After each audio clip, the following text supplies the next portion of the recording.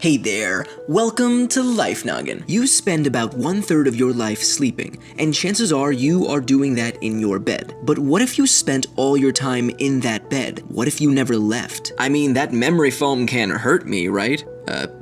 Right? Oh, right, I know the answer. Sadly, it can. And believe it or not, NASA paid a guy $18,000 to lie in bed for 70 days. They wanted to study the effects of microgravity on the human body, and lying down for so long stimulates the effects of long-haul flights on astronauts' bodies. The beds were tilted back 6 degrees, causing the bodily fluids to shift to the upper body, which duplicated some of the effects of low-gravity environments. After the 70 days, the first time the volunteer was vertical, his heart rate jumped to 150 beats per minute, and it felt like he was going to collapse, which is definitely not great for an otherwise healthy man. But this study is different than most, because it simulated microgravity. Instead, let's talk about what would happen if you never left a normal bed that wasn't tilted backwards. Well, firstly, you'd probably start to develop bed sores. These are caused by the pressure on the skin that limits the amount of blood flow to the skin and nearby tissues. Basically, imagine this: the tissue between your bones and the bed is under a lot of pressure from your body weight, and if that pressure is great enough, the nutrient-rich blood won't be able to reach your cells, and they will be damaged and eventually die. The sores usually occur in areas like your tailbone, hips, and shoulder blades. And be warned, they're not pretty,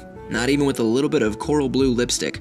Also, you'll start to get weaker, especially if you are immobile in the bed. See, muscles at complete rest lose 10 to 15% of their strength per week. In just 3 to 5 weeks, the muscle has lost nearly half of its strength. So good luck lifting that laptop off of your lap as easily as before. Complete rest will also cause your endurance to decrease, leading to fatigue and even more inactivity. And your muscles will begin to atrophy too, losing their mass. And your bones also lose their mass, eventually stabilizing around 40 to 70% of their original mass. This is caused by increased bone resorption, which is a process that breaks bones down, eventually fast enough that it outweighs the rate of new bone growth, and this can lead to conditions like osteoporosis. On top of all of that, every 2 days of immobilization, your resting heart rate increases by 1 beat per minute, eventually plateauing. And even more, your blood volume decreases as well. Because of this, since the blood carries oxygen, there is less oxygen uptake by your cells, which means you'll get tired much more easily. And that's not even all of it, people. There are tons of other negative effects of bed rest, like increased anxiety, increased risk of kidney stones, and an increased risk of pneumonia. So while your bed may be incredibly comfortable, you should definitely try to limit the time you spend in it.